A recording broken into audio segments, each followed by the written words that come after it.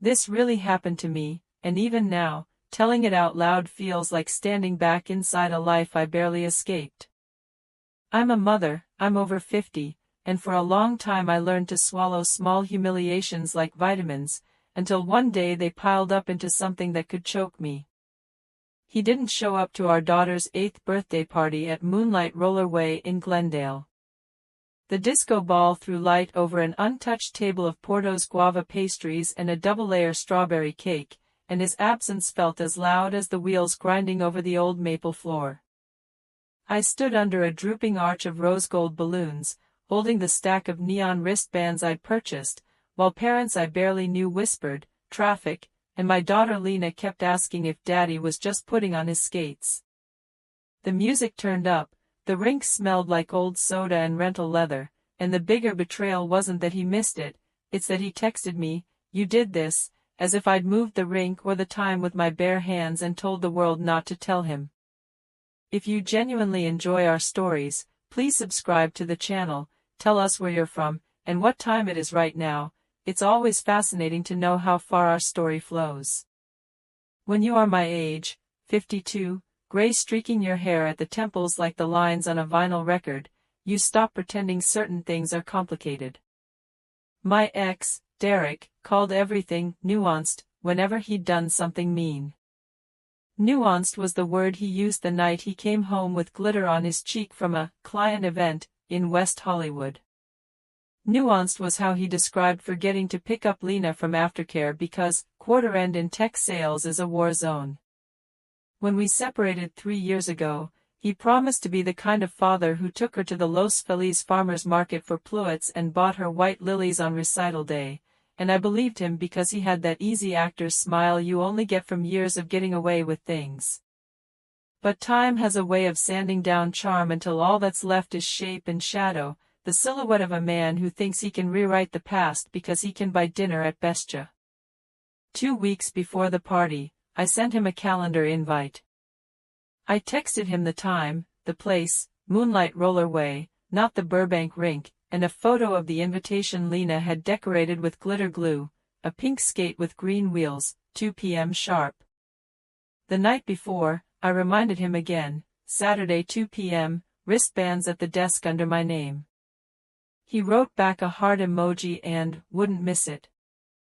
I ironed Lena's sparkly jacket and tucked a spare pair of socks into my purse. I bought extra wrist guards because Derek refuses to wear his vodka confidence on wheels, and I thought maybe if I had them on my arm, in the rink light, I could nag him into doing the right thing without a fight. I knew something was off the minute my phone buzzed at 1:13 p.m., an hour before the party. "What's parking like?" he wrote, which felt like the kind of question you ask when you're pretending to be close.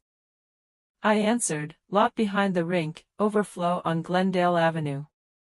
At 2:06 p.m., right as the DJ called out, "Birthday skate for Lena," and the kids squealed, he sent, "Getting off the 5 now." The 5, any Angelino knows, doesn't go anywhere near Glendale if you're coming from the west side. It was nonsense for the sake of buying time, and as the kids gathered in a wobbly constellation around Lena, who was so proud and so brave in her unicorn helmet, my stomach dropped. He didn't show at 2:30. He didn't show at 3. At 3:18, long after I had cut the cake alone and sung twice to keep the kids from noticing the missing note in the harmony, he finally texted, "You changed the time to mess with me." I stared at the neon-lit message so long the letters blurred. "No," I typed, but didn't send. Behind me, a mom with perfectly blown-out hair said, "My ex does that too, projects." Her name was Sylvia, her boy's name was Dash, and he was the only kid who asked if he could take his cake and skate, which made me like him immediately. I took a breath and looked out at Lena, who was gripping the wall and laughing at herself each time she let go. I swallowed my anger and my sadness like coins, and made change out of it for later, because right then, what mattered was tying skates tighter, wiping frosting off chins, and pretending I didn't see the look on my daughter's face every time the door opened and a man walked in who wasn't her father. When it was over, I cleaned the table, packed leftover cake into clamshells, hugged kids who smelled like sugar and sweat, and took Lena's hand. She squeezed twice, our signal from when she was a baby in the NICU at Cedars-Sinai, that she was okay, and asked, too loudly, "Can we save Daddy a piece?" I told her yes, of course, and we walked out into the late afternoon on San Fernando Road, the kind of California light that makes everything look like it's forgiving you. Outside, in the shade by the mural of Old Glendale, I finally responded to his text. "No," I wrote, "you knew the time. You didn't come." 3 dots bubbled, then vanished. "You're alienating me," he sent. I put the phone in my bag, kissed Lena's forehead, and told myself I would deal with him when she was asleep. I didn't know then that by the next morning, he'd be telling anyone who'd listen that I'd moved the party, that I'd told him 4 p.m., that his phone was on Do Not Disturb because of work emergencies, and that buried in my message history were all the tiny receipts I would need to prove he was lying, not just about a party, but about a pattern. I didn't know how quickly a man with a smile like a movie's third act could change the story before you even bought your popcorn. The hook that kept me awake that night wasn't that he'd missed cake, it was the ache of understanding that I had spent years giving him the shape of a father and he had filled it with excuses. And while I lay there, Lena's soft snore drifting down the hallway, my phone buzzed with a screenshot of his Instagram story, a glass bottle with a sparkler in a nightclub 2 nights earlier and a tag, at Omnia Las Vegas, that made me sit straight up in bed. I didn't sleep. I opened the calendar invite. I opened my text thread. I scrolled up, back to the nights I had begged him to come to parent-teacher conferences at Franklin Avenue Elementary, to dentist appointments at Canada Dental in Pasadena, to Lena's spring recital at the Glendale Center Theater. The words looked different at 2 a.m., the "Can you switch?" and the "running late," and the "you're doing this on purpose," like lines from a play where someone else wore my face. I took screenshots, and named them, February party invite, February party reminder, Derek you knew, carefully, methodically, as if I were building a hurricane shelter. My kitchen table looked like an evidence room, waffle print placemats, my laptop, a pile of old permission slips, the birthday candle Lena had blown out and then licked the frosting from her lips as if sweetness could ward off the truth. When I finally did fall asleep, the phone slipped from my hand to the soft thud of the floor, and I dreamt I was skating alone in an empty rink, music echoing off the walls, some voice over the loudspeaker telling me the party was over and everyone had gone home. The next morning, I texted him at 7:28 a.m., "Can you FaceTime Lena?" His reply came at 11:04 a.m., "Busy." At noon, I posted a photo of Lena blowing out her candles, her cheeks puffed, her eyes shimmering with the kind of kid wish that doesn't know adults can break promises. He messaged me privately, "You always humiliate me online. Don't post her without my permission." I wrote back, "She's my daughter too." He responded with a legal-sounding script I recognized from some Father's Rights subreddit, "We need to revisit custody.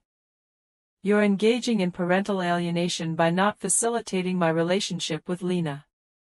And then, the part that turned my stomach cold, "I'm filing for more time." In a city like Los Angeles, people build empires out of air and call it genius. Derek did the same with power. He worked in enterprise software, he had a Tesla that he drove like a spaceship, he took sales calls on Bluetooth while dropping half-truths in my ear in the same tone he used to talk about closing deals. When we married, he took me to Providence on Melrose to celebrate. When we separated, he asked if we could do it consciously, like the magazine said, and I laughed so hard I thought I'd cry. The problem with charm isn't that it's fake. It's that it's real enough to buy time. So I bought some, too. I drove to Levitt and Quinn Family Law Center on Beverly Boulevard, a nonprofit with a lobby that smelled like coffee and hope. I met with an attorney named Allie, who wore her hair pulled back in a no-nonsense knot and looked at my folder of screenshots as if she could see around corners. California is a best interest state, she said. Stanley Mosque Family Court will want to know what's best for Lena, not what's fair to you or him. Document everything. Use a co-parenting app like Our Family Wizard. Keep communication in writing. Be boring. Boring wins. She said, boring, like a blessing, and as she laid out the steps, a request for order, a declaration, exhibits, service, I felt something slide into place inside me. Not anger, not even resolve yet, but the clean click of a plan. That week, I printed the RSVP list with the time in the header. I printed the calendar invite with his, wouldn't miss it. I printed his, getting off the 5 now. I printed the purchase receipt from Moonlight Rollerway showing the 2 p.m. slot. I printed the DMs where he asked, Porto's guava or cheese, 2 days before. I pulled his Instagram story into an MP4, stamped it with the date, Friday night, not Saturday, but the complexion of a weekend is made of what you choose. I asked the rink manager, an older man with kind eyes named Dominic, to write a short statement. Mother arrived by 1:45, father did not attend, mother paid in full. He wrote it in neat block letters like he'd done this before. I called the aftercare director at Franklin, Ms. Lara, to ask if she could email attendance records for the days he was supposed to pick up and didn't. She did, without judgment, because she remembered the afternoon last fall when he forgot until 6:12 p.m., and Lena sat in the office drawing cats with 2 big eyes. Even in my momentum, part of me knew how he would respond. Derek didn't apologize, he counterpunched. His version of events came back via his lawyer's email, long paragraphs with words like pattern and without prejudice. He claimed I sent him the wrong time. He claimed I blocked his number.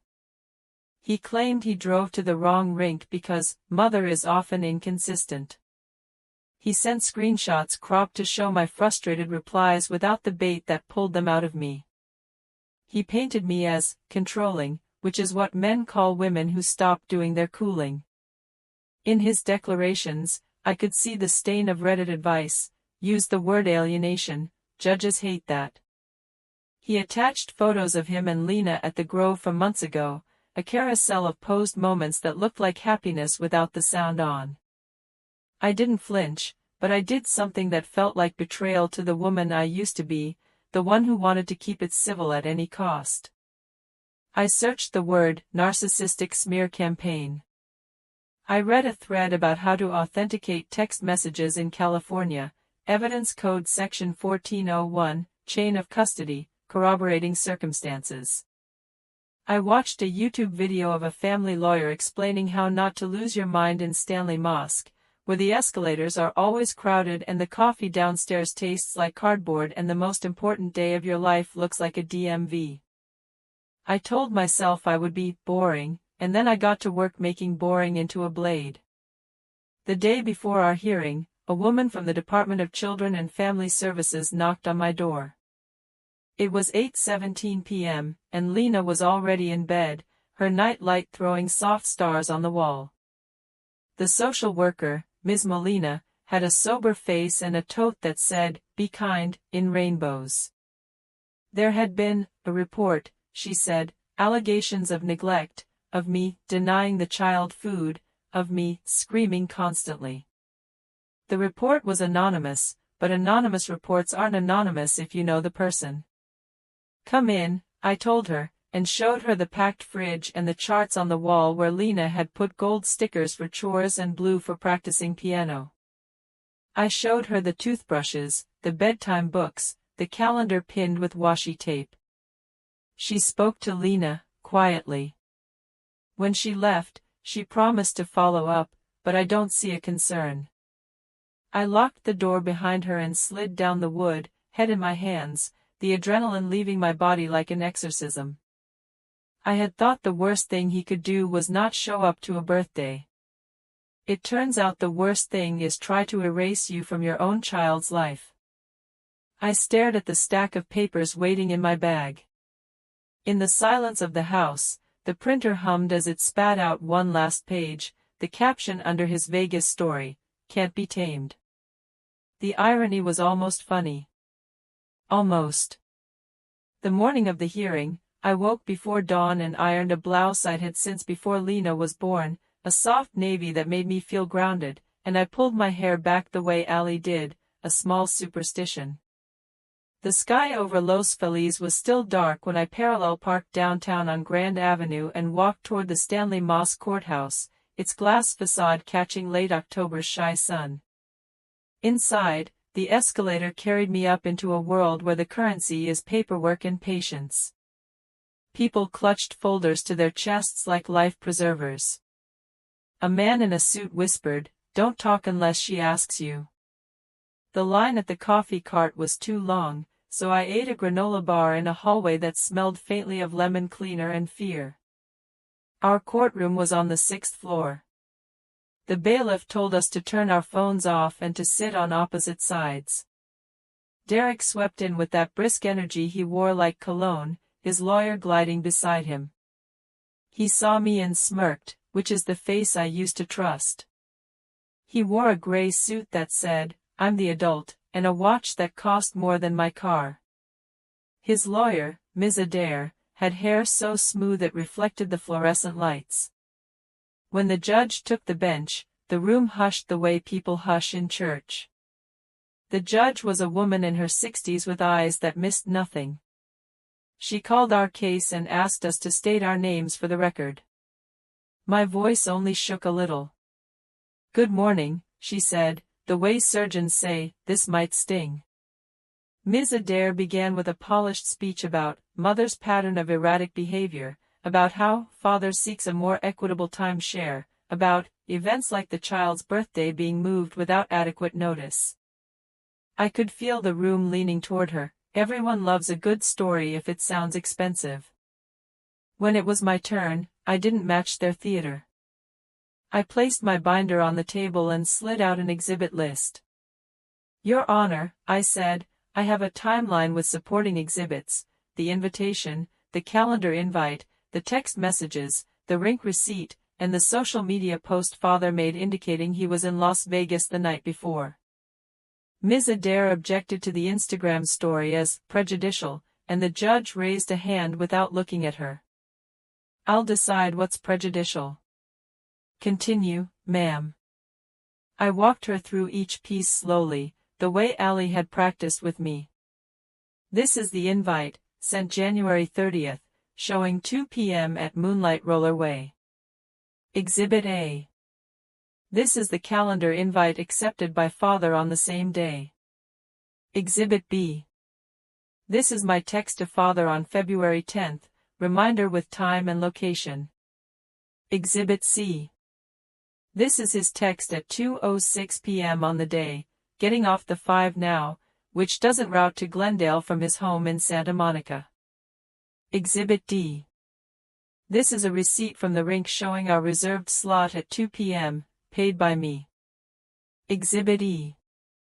These are attendance records from school showing father missed 3 pickups in the last 6 months. Exhibit F. This is a statement from the rink manager, Dominic. This is a photo of the cake, which is not strictly relevant except that it felt cruel to me that a little girl blew out candles without her father. I'll withdraw if needed. The judge didn't smile, but something softened. Ms. Adair stood. "Authentication, Your Honor. We can't confirm those texts are from my client's number. Anyone can doctor an image.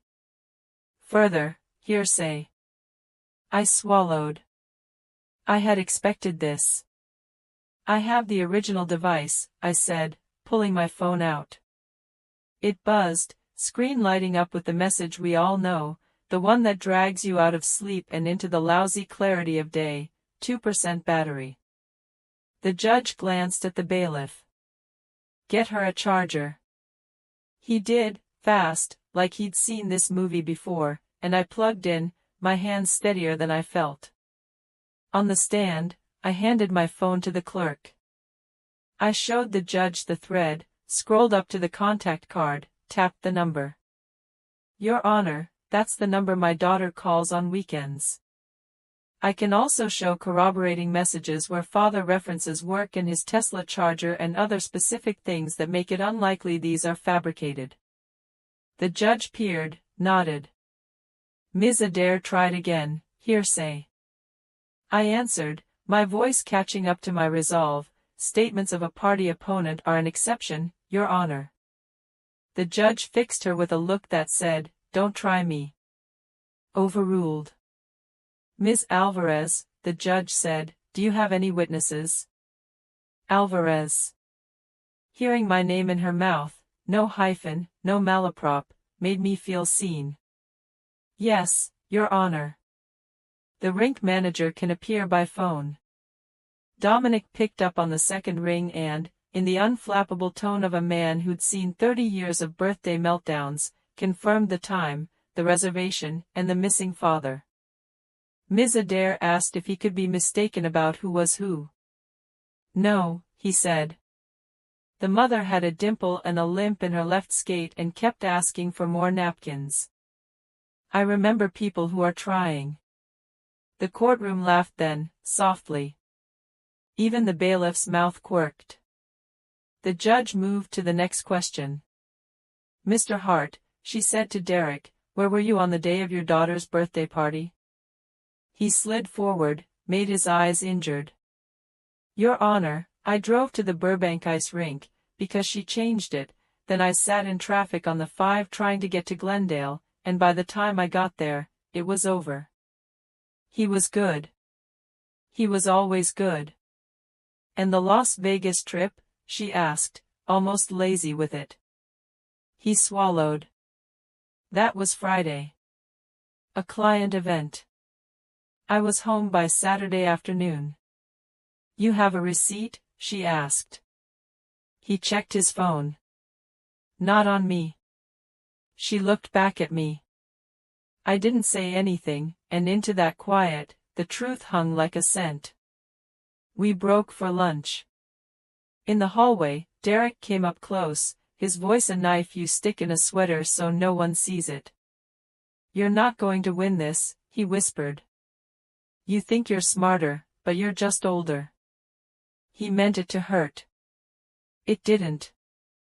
Maybe because a deputy stepped closer, or maybe because I'd spent the morning being boring, and boring had made me brave. Step away, the deputy said, and for once Derek listened. Back inside, the judge called us to order. Here's my tentative, she said.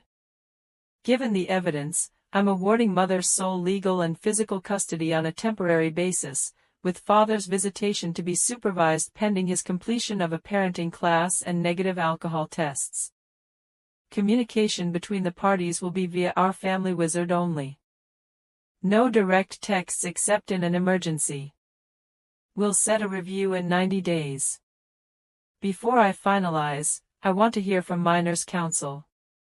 The words fell like bricks and then built a house. Minors' counsel, a guardian ad litem for Lena, a lawyer who would talk to her and report back, was the kind of phrase you never want to know, until you do. We reconvened with a woman named Ms. Chu, who spoke in even tones. She met with Lena that afternoon in a conference room with a low table and a bin of plastic animals.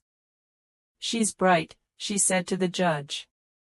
She reports feeling anxious when father calls last-minute changes. She drew a picture of her birthday with a big pink cake and just her mom.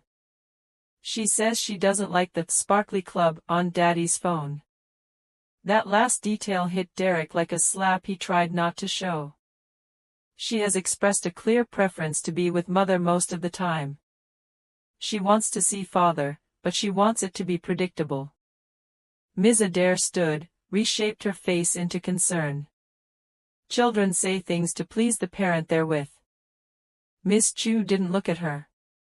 Children also tell you what they're living. The judge nodded. I am finalizing my tentative, she said, and then spoke in a cadence I recognized from every afternoon at school pickup. the calm of a woman who's seen everything and will not be moved. Mr. Hart, this is not a punishment, it's a boundary. If you comply with my orders, we will revisit. If you do not, we will not. She looked at me. Ms. Alvarez, boundaries apply to you too. No social media regarding the child. Boring wins. This time, she did smile. The gavel that ended it wasn't theatrical. It was a tap. Outside in the hallway, I sat on a wooden bench and let the world tilt back into focus. Allie squeezed my shoulder.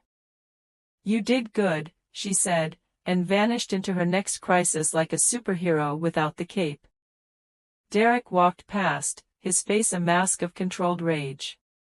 His mother, whom I hadn't seen in a year, stepped out from behind him, her hands clenched around a leather purse. Marisa, she said, I'm sorry. I believed her, because age teaches you the difference between performance and pain. I nodded. He'll try something, she warned, from a place both mother and victim. I know, I said. I'll be boring.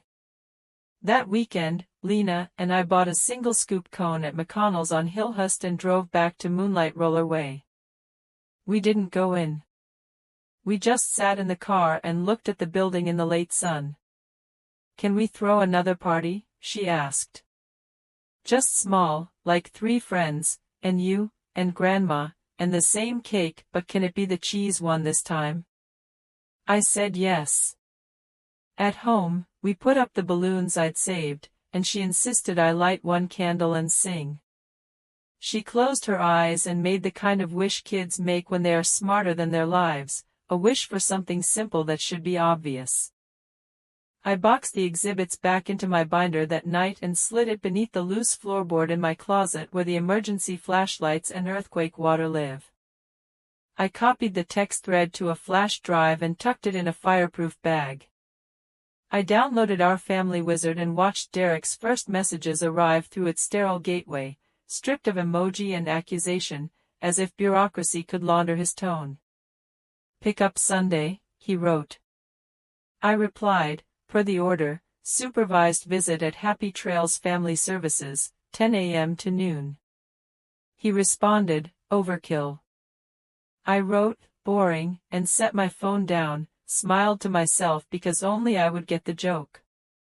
The first supervised visit was on a Saturday in a cheerful room with posters of animals sharing and plastic bins labeled with words like, blocks. A woman named Regina, with velvet kindness in her eyes, sat in the corner and took notes. Derek arrived late and brought a drone, which he wasn't allowed to fly inside, and he sulked like a teenager while Lena played with a wooden kitchen set. He said, with careful bitterness, I'm here, see? And she said, let's make soup, and he did, grudgingly. At the end, when Regina wrote her neutral account, he asked to see, as if he could edit it. He couldn't. Systems have a way of holding shape when they're designed to keep children safe. Sometimes, I decided, a fortress is a gift. In the weeks that followed, the rage I had carried like a charred bouquet began to wilt. In its place grew something quieter. We found a rhythm. Mornings, I drove Lena past Echo Park Lake, watched the lotus spread brave leaves, and told her the city was a poem. At night, I taught her to bake soda bread from a recipe my abuela had adapted from a neighbor in Highland Park when they were both young and poor and trading secrets to survive. We kept our house small on purpose, our life gentle. I sanded down the sharp corners where his memory stuck out like nails and put rubber bumpers over them for our toes. When the 90-day review approached, I didn't add any more photos to the binder. I didn't need to. It wasn't about paper anymore. It was about a child who slept without flinching when a door shut downstairs. The review was brief. The judge nodded at compliance reports, at clean alcohol tests, at completed parenting classes. We'll extend the current order for 6 months, she said, with a step up if things continue. Derek tried one last time to turn the room in his favor. "Your Honor," he said, "she's older. She can't keep up with an 8-year-old the way I can. It's in the child's best interest to be with the more energetic parent." The courtroom went very still, then. I watched the judge's mouth pull into the tiniest smile. "Mr. Hart," she said, "never confuse energy for responsibility." After, he followed us to the elevators and said nothing.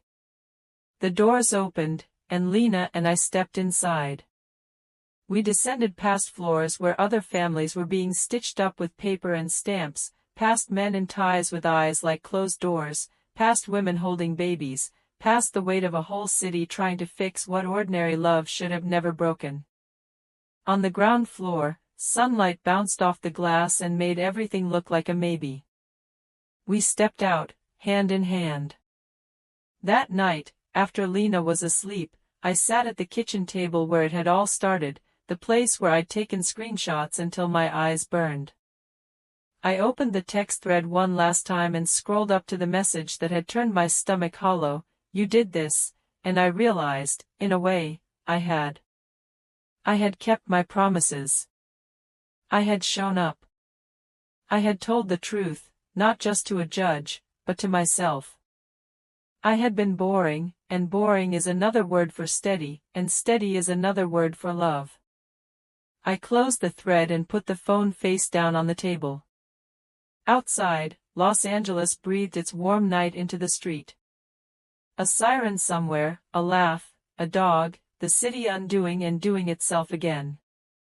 In the quiet, a text came in on our family wizard. "Can I bring a cake to next visit?" he wrote.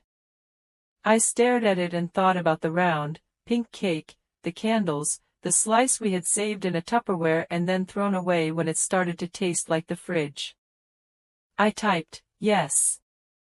And then I added, because the truth had already changed us, "Please be on time." In the months since, I have learned to tell this story without shaking. I say, it was real. The rink, the cake, the disco ball, the small hands squeezing mine twice to say she was okay. I say, people tell you who they are, but systems let them prove it. I say, there is a difference between cruelty and custody. And I sleep at night, not because a judge saved us, but because when she pressed the world into order for an hour in that room, I finally believed I could keep it that way. Sometimes, now, Lena and I lace up our skates on quiet Sunday mornings when it's all families and soft light, and we circle the rink slowly, holding hands, letting go, laughing when we wobble, together even when the distance opens for a second between us. That day at the courthouse, when the judge read the order, I watched Derek's mouth move like he was trying out the words, so legal and physical. He didn't like how they fit. He likes to write his own endings. But he forgot the thing that saved me. In the end, the only story that mattered was the one on our screens, in his own words, lined up like unblinking witnesses under the glow of a bench lamp. And while he can still send messages, can still press send like a dare, he cannot edit what he has already said, cannot bend those words back toward me and make them live in my mouth. He can lie in the wind, I keep the paper. He can do drama, I do boring. He can try to write over our life, I keep a copy. Years from now, when Lena asks me for the truth about her 8th birthday, I will tell her, we sang twice, the lights were beautiful, you let go of the wall, and the air smelled like sugar and leather, and when your father didn't show up, I showed the judge his texts, and we came home to a life that finally, gratefully, fit.